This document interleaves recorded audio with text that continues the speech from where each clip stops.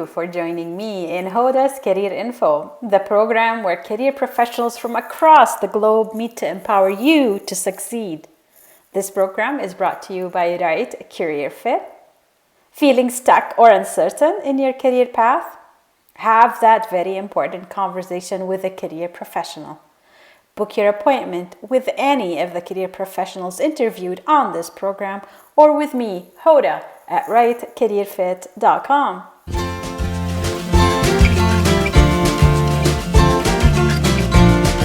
We tend to forget to give ourselves credit for all that we've done and can do.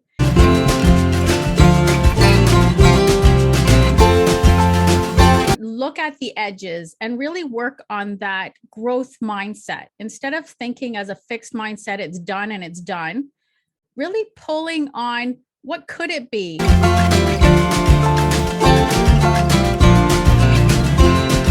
Build your portfolio to prove that you don't need to take that course because you already know the work.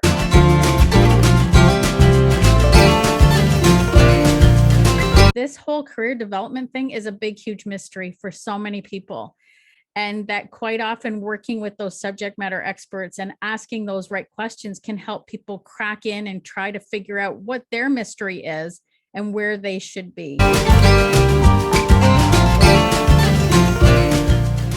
Thank you again for joining me in Season 2 of Hoda's Career Info, your career program where career professionals from across the globe share career tips and personal stories to help you successfully navigate your career. I am Hoda, your host.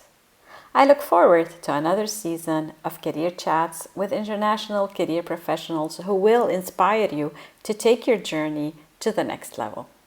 My guest today is career specialist Elizabeth Nicholas. Elizabeth Nicholas is the host of Your Employment Detective, a podcast for military and veteran spouses seeking to solve their career mysteries. She is also an employment and education coordinator at the Trenton Military Family Resource Center, where she enjoys creating and offering award-winning employment and entrepreneurial training to Canadian military and veteran families worldwide. Always thrilled to offer sessions, resources, and tools to help those in need reach for and discover their true potential. With a background in marketing, Elizabeth holds designations as a Certified Human Resource Professional, Certified Human Resource Leader, Certified PLAR Practitioner, and Certified Career Development Practitioner. She actively volunteers with Human Resources Professionals Association, as well as on the board of Canadian Association for Prior Learning Assessment. Always game to bring her skills and talents to create fun, interactive, and valuable training opportunities to others, Elizabeth views every exchange as an investment for everyone involved. Let's build our professional knowledge and learn from Elizabeth's expert knowledge.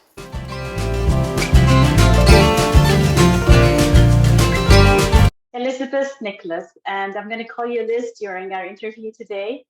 Welcome to Hoda's Career Info. Thank you for joining me. Thank you so much for having me. I've been listening to your various tapings and I love it. So I just feel honored to be here. Liz, thank you for showing up. And part of this program is sharing personal definitions of key career terms. I usually challenge my guests to choose one term that reflects how they view their work and the services, of course, that they provide. The idea is, of course, to educate the audience about the career terms that we as career professionals use. We think everybody knows them, but we find that it's like, what do you mean by this? And so what is your career term, Liz, and how would you define it from your perspective, not the definition perspective? Perfect. I love that because I love the word limitless. And the reason being, and I love that it's from my perspective too. The reason being is that I don't know whether it's from working here at CFB Trenton or working with the amazing veteran and military spouses and clients that I get to work with, or my peers, or even the networks. But I just feel that there's so much potential out there. And I just feel that there's so many things that we can be doing. However, quite often, people tend to feel limited. They tend to feel stuck. Even myself, I've had times in my life that I felt stuck, or I really felt that I've boxed myself in. And so many people that I work with career development feel boxed in or stuck or trapped. And I find it's important that I pull on that word limitless and look at the edges and really work on that growth mindset. Instead of thinking as a fixed mindset, it's done and it's done, really pulling on what could it be or what's going on, and asking those deep questions that help us look a little bit deeper, and reaching out to those career professionals that know how to ask those right questions and to really fill into the fact that things can be limitless. And quite often we put caps on ourselves. So whether it's our limiting beliefs or the stories we tell ourselves, or that we just feel that we're consistently stuck, I love pulling on that word limitless. So that's my word. And all it really does is remind me that I could push the edges a little bit and get creative, or call in those subject matter experts that can help me to figure out what is keeping people stuck or me stuck, and kind of push the edges and see what potential could be. So that's my word. I like your use of push the edges, rather than what I would use is get out of your comfort zone. Yes. And that seems a bit scary. And for highlighting the value of working with career professionals. So I truly appreciate that. My next question to you, Liz, is would you mind sharing with the audience your story, and embedded with it the message that you'd like to send by being here on this program? Sure. My story is about a city girl falling for a country guy. I had a career in the city. I grew up in Toronto. I went to school for marketing, and I was so going to be that advertising maven. Well, I didn't really get that far, but I was kind of in the field. And I fell for a guy from the country, and lo and behold, I took off and left the city. And really, economically wise, it was a good decision then. Moved into the country. We had 2 small kids at the time, and right away lost myself. I got sucked into the abyss, as I call it, of being a mom. My spouse was always working away. He worked in the city. So when I was in the city working, he was in the country. And as soon as we moved there, lo and behold, back to the city he had to go. So I spent a lot of time by myself with the kids. I really struggled with city versus country life.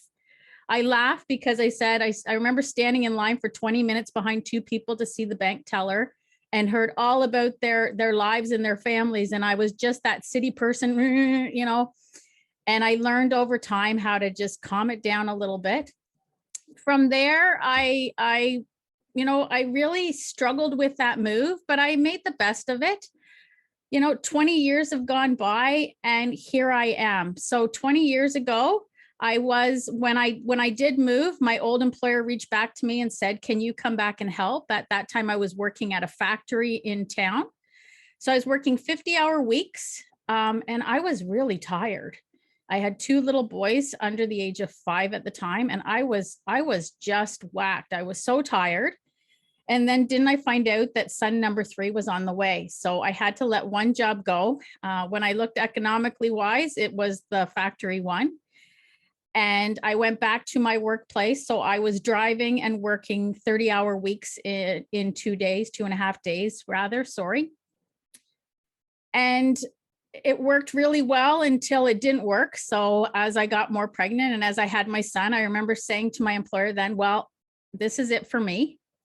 And if there's anything I can do from home, let me know. But with 3 little ones, I'm going to be home." And they said, "Well, there's a new thing coming out called the intranet." And I was like, "What?" So lo and behold, I had my son in February, and by May I was working from home. That went on for about 4 years. So just before son number 3 was ready to start back to school, my work dried up. They actually got bought out. and I found myself redundant and laid off. From there, I looked around and I hadn't really been keeping up on my education or anything. And this was what I called the desktop, not the computer. So pretty much computer illiterate. We had, our company had, even though it was computerized, we had our own programmers. So it was not what everybody else was using. Had to go back to school. So I reached out to our local resource center and I loved the vibe. I actually took a bunch of computer courses, took hold of a very, very teeny tiny admin job while my kids all started school and went back to school. From there, I grew into running the HRDC job finding club that I was part of or was working admin. From there, I took over and started running the whole resource center. And then my husband found a job at the Trenton MFRC. It was part-time and it was small. By that fall, it turned full-time, and then it's turned into 2 positions since. And it's been amazing. So really, I fell into the career development field by accident, but I love it. And I use my marketing all the time. So I am not an advertising maven as per se, but I love the work I do. And really the message I would really say is that I'm a work in progress. I'm consistently learning, and I really reach out and I really understand the sacrifices that the military spouses make when they're following their spouse's career, and that sometimes they may feel that they've lost themselves. So you can be found, and you've got lots of help out there, and just to reach out for it. That's a very, very good message. And I think reaching out is really the most important. It's not to hesitate to reach out, because there are a lot of people willing to help out. You created the portfolio development program, Liz, and I'm very proud of you. I want to congratulate you on it. Because as you know, I am passionate about using career and education portfolios, particularly with my clients when they're going through career exploration. What benefits can you share from yourself or with your clients from documenting and creating one's portfolio? I love this. And I know that when we first met and chatted, you had expressed your love for portfolio. And I joke and say that I'm actually addicted to it. So it was quite a few years ago. I've been doing portfolio development with my clients for over a decade now. I was trained through funding from the local training board that let me do an initiative with my peers Ontario-wide. We all became PLAR, so prior learning assessment and recognition advisors and assessors. And from there, I built our portfolio program right from the ground up. The first people that took it had a very, very theoretical kind of course. Now I combine the best of both worlds. I combine my HR, so I have my designations in HR and my designation as a career development practitioner, and really put that together to build the robust program we have. We do a lot of back and forth and getting feedback. So I always say the next course is the best course. So many benefits. And I know you and I discussed them, but so many benefits, like just having that sense of control. Quite often, whether we feel lost or not, how many times does somebody actually go home and say, wait a minute, I'm going to just get my pen here. I'm going to write down all the great things I learned to do today. Or here's a list of all my accomplishments. Very, very few people will do that. And we tend to forget. I don't know about you, but we tend to forget to give ourselves credit for all that we've done and can do. And the fact is that not all learning is in a classroom. And not all learning is going to relate to a certification or a diploma or degree. Sometimes it's informal or non-formal, and it just happens because it had to happen. We had to get from point A to point B, and we learned how to do that. So just the benefits of going back and looking at it, mental health wise, it's incredible. I have worked with spouses that have suffered from severe anxiety and depression. And through the course, we've just seen such great changes. The way I've programmed our course to do is we start right back from our needs and our wants, and we work our way all the way up to something we can actually present. So whether you're presenting it, I know you mentioned career and education, I also do one for the entrepreneurs as well. So whether you're presenting it to a possible client or to get funding, or like you said, to a school. In Ontario, you can challenge 75% of a diploma program. And I actually went and did it. I kind of try to walk the walk and, build your portfolio to prove that you don't need to take that course because you already know the work. So the rigor is there.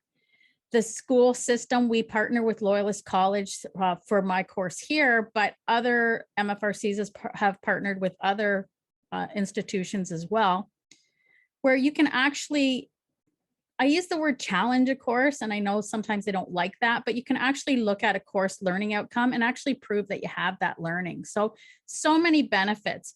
One thing with my military spouses and my clientele is that we move around a lot. And quite often my spouses that I would work with were either doing like a lateral move or actually starting below where they were. So they'd finally get some seniority and then they would post or get sent to another base and then down they would go, or maybe straight. And I really needed to make something that was transportable, something that could stand the rigors of an employer actually looking at that or equivalent as factor in hiring them, and being able to see that they had the credentials and they had the skills and that they could prove that they had those competencies they were looking for. So really building that up. So very transportable as well, always growing. So I joke and say I'm a work in progress. A lot of people will get from me that we are all works in progress. We should always be learning, or, kind of sponging in that information and really learning as we go. And a portfolio lets you do that, but it also lets you take credit for the learning you already have too. So many benefits. I love the marketing aspect. Can't tell you how many spouses have told me, I brought my portfolio to that interview and I got the job, and they said they loved my portfolio. So whether they were nervous going into an interview or not, they have that portfolio, they have that information, and they can actually prove to the employer, here's what you're looking for, and here's how I have it, here's the experience I have, and here's some documentation to prove that I have that experience, and here's how. So tons and tons of benefits. I could probably talk for 3 hours on it, but I will be quiet now. So just so many different benefits. Well, I appreciate that you highlighted that you can take it beyond, because for me, when I use it with my clients, is that just for your own, self-awareness and self-knowledge and really confidence building, and that, wow, I accomplished so much. But you are showing that we can also take it to interviews, we can take it to potential clients, particularly for those of us who have to move overseas or, like you said, change cities to go with family and continue our career journey from where we are at least. Yes. So, and sometimes I find people go backwards. So sometimes I find that people get through their careers, or I've worked with military members that are looking at transitioning. And that's another thing, being able to compare apples to oranges is not an easy task. And I've worked with military members who are doing medical releases, and for a variety of reasons, we're no longer going to be in the military. And being able to take that military training and cross it over to civilian, to where they wanted to go, not where people thought they should be put. And I love that. And I do the same with my clients as well, and my military spouses, is I would rather them reach for the moon and fall back and grab a couple stars than say, oh, here, I see you've done this and this and this. Now, why don't you just continue there? And I know that we've talked about that as well too. So that whole transition tool. So looking at all those transferable options and skills and where it could take you. And definitely such a great tool to figure out and then to be adding on to. So the first portfolio I built was actually to reach the qualifications of being an advisor and assessor. And from there, I started looking at the education aspect and thought, wait a second, I have my HR and I have a couple other things. What about this facilitator of adult learning certification? So I looked at what was required from them, and lo and behold, I could challenge a lot of those courses. So I was able to get that certification based on some training, but then some training that I already had.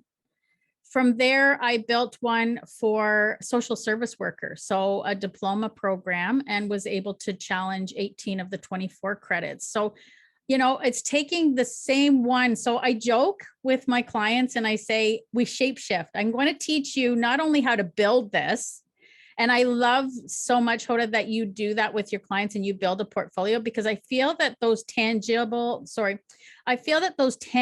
skills and those tangible things that we take when we work with a professional and a subject matter expert in the field of career development, that they can grow with us. So I feel that people can go back to that and then move and grow forward. So I'm always saying, not only will I teach you how to build a portfolio for that specific goal, but then I'm going to teach you how to use the same portfolio for your next goal, and then what parts to change and to move around a little bit so that it fits. And that works great. It works great for the people that are challenging education, because 2 years later or a year later, if they've been able to challenge some education and get, prior standing in a course, they can now shapeshift that or change it around a little bit and then use it to actually get a job in the field. So, just working a little bit smarter, a little bit creative on my part, but that's who I am.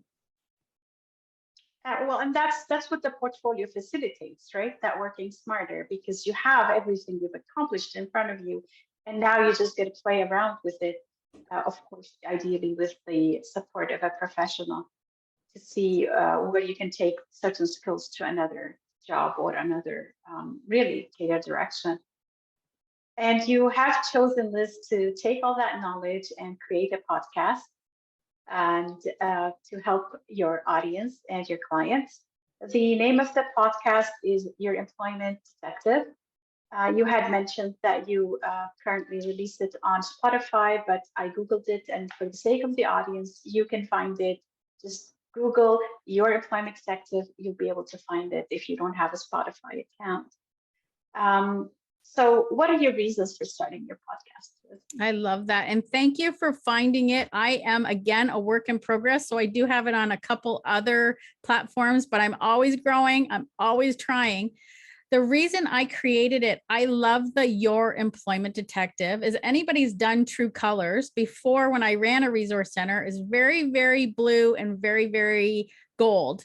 Follow those rules. When I got to the MFRC and I saw that what was set up for my program area, it was very much a resume and a cover letter and a contact in the community, and off you went. Right away, I went to my employer and said, can I do things a little bit different? I really want people to get to their own goals, not mine. And she allowed me to. And from there, my colors are definitely green. I'm always digging in. I'm always trying to crack or solve a case. My husband and I are addicted to watching way too much Netflix and all kinds of crime stories. And I'm always thinking of the mysteries. So I think that, and correct me if I'm wrong, my view is that this whole career development thing is a big, huge mystery for so many people. And that quite often working with those subject matter experts and asking those right questions can help people crack in and try to figure out what their mystery is and where they should be. So that's where the name came from. The rationale behind it was that a lot of the programming I do now with MFS, which is Military Family Services, is national. So it's all virtual. It's the HERCS to start your own small business. It stands for Helping Entrepreneurs Reach Complete Success. Portfolio development. We also do a lot of extra courses as well too, little workshops, opportunities where we're actually doing a virtual job board. Sorry, that's wrong. We're actually doing a virtual vision boarding session in January. So all kinds of fun stuff, but I don't tape stuff. And I don't tape it on purpose when I deal with clients, because I want to have that open ownership. This is our session together. We're not taping it. We're not recording it. So share your ideas, share your thoughts, and really gel with the group. But what happens is that when life takes over, which quite often it does, especially in the military community, and things change, not everybody can always show up when they think they can. So, missed opportunity to come and not taped means that you can wait till next time. So while I would do some one-on-ones, I'm only me. So I thought, why not make something that is permanent that people can access upon demand? So that's where the podcast came from. So a lot of really great information, some really great guest speakers, and really great resources for people to be able to listen in, learn a little bit and enough to know whether they want more. So I'm trying to make them 30 minutes or less. I'm usually around 15, 20 minutes, just long enough. And then I'm hoping to have resource packs on the Trenton MFRC website. So it's trentonmfrc.ca. We'll get you the podcast. And we're hoping as the podcast progresses that we'll actually have resource packs that people can tap into, get the show notes, but actually get some working resources to use as well, all on demand. So that's exactly why I started the podcast.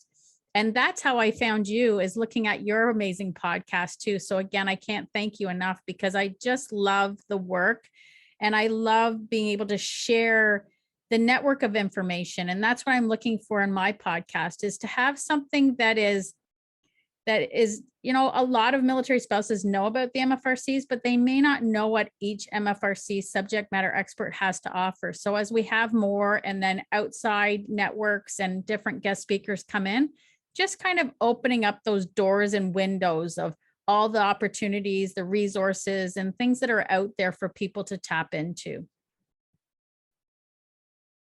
I appreciate your feedback on my podcast. I do have one more question about it. Is it just targeted for military spouses, or do you think other people can go check it out, see if they can benefit from it? I think it's open to everybody. I mean, honestly, I want everybody to be able to use it and enjoy it and know exactly what's out in their own community. So part of the MFRCs were kind of like little ecosystems within around each base, is that we get to know what's in our community. And I feel that by doing so, military spouses hopefully can gravitate to us and to learn about their community and integrate that much faster or quicker or easier. But that being said, this podcast is open to everybody. Really, it's open to everyone. A lot of the different topics that we cover are pertinent to everyone. So, you know, talking about transferable skills, or talking about resume updates, or talking about feeling stuck. I mean, I know a lot of people that feel stuck that have nothing to do with the military community. You know, how do you get over that feeling? What do you do with it? I had another person on from Contact North talking about online learning and where to reach out to get more information on free, inexpensive online learning, but also how to tap into college and university courses that they may not know about in their own communities. So definitely open to everyone. Whoever wants to jump on, I can be your employment detective too.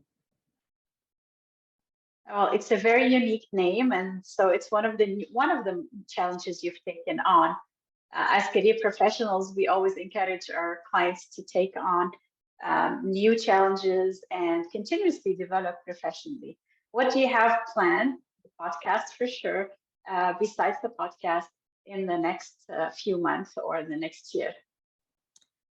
I cannot tell. I have so many different plans and so many wish lists. It's funny because even in our personal lives, my husband and I used to get together every Christmas, New Year's, and make our wish list. And I just found one from 2018 and I'm like, check, check, check. So, I mean, check in the box. I would love to see the podcast progress and to get known and to get shared. I would really love to do portfolio development 2.0. So going back, I mean, we've helped hundreds of people make portfolios and make that very first portfolio. Go back and have the chance to meet with them and give them some advanced training. So when I said earlier, the next course is the best course, looking back at the people that may not have the same enlightenment that's in that course now and being able to offer that to them, bringing in subject matter experts and really, you know, doing that 2.0. What's the next level for portfolio? Because I know that there's many levels of portfolio, as you were saying as well, too.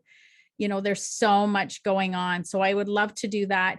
And on the same note, I do sit on the board with CAPLA, which is the Canadian Association for Prior Learning Assessment. And I know that they're looking at a PLAR advisor or assessor or some kind of certification. I personally, for years, have been working on hopefully getting some kind of a certification for portfolio development amongst my peers. and even out of the country. So there are military families that are posted out of the country too. We call them outcans. So getting my peers to know what the process is. Not necessarily would they have to teach the course, but they would know the process enough so that if somebody did a one-on-one with them and could meet with them wherever their location, they would know the background as to what is a portfolio, what's going on with this, and how can we enhance it and bring it to the next level. So really reaching out for partners with regards to how do we get some kind of a certification behind the work that we're doing. So that's my wish list. It's not too small and not too big, I hope. So quite often I'll joke and say I'm a mountain climber. And I always feel like I'm climbing up the side of a cliff because I tend to, really think big. But I ask that of my clients as well. And you had alluded to that as well, too. So getting out of the comfort zone a little bit, but also knowing when, need to step back a little bit, too. So good self-care as well, trying to throw some of that in. On a personal side, I'm learning how to be a Mima or grandma. So I've been doing it for a year and a half, and I think that I'm hitting it pretty good, but it's always nice to have a baby squeeze. And yeah, so that's what I have coming up. So it's always important to have goals, and that's my motto anyway, or at least, like you said, a wish list. And I'm glad you were able to check some of that stuff off. I love also the idea of the career portfolio 2.0, because I always tell my clients that it's iterative. You just don't do it once and put it aside and forget about it. You really need to keep checking on it. So I would be looking forward to that for sure. These were all the questions I've had for you today, Liz. Was there anything else you would like to add before we close up the program? I think the only thing I have to add is just great thankfulness of you spending your time to speak with me and for setting this opportunity up, because I really would love people to learn more about the work that's being done at the MFRCs, but even more about your employment detective and how can this grow, because I'm trying to make something that I needed when I lost myself.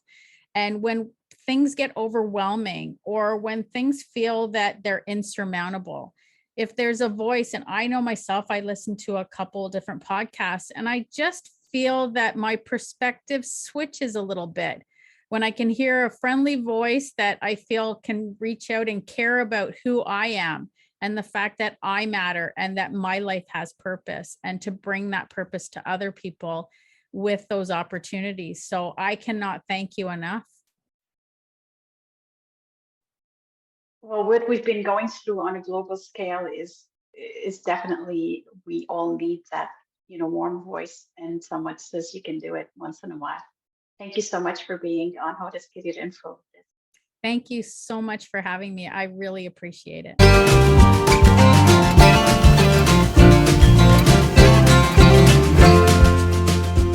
You've been listening to Hoda's Career Info, the program where career professionals from across the globe join me to empower you to succeed.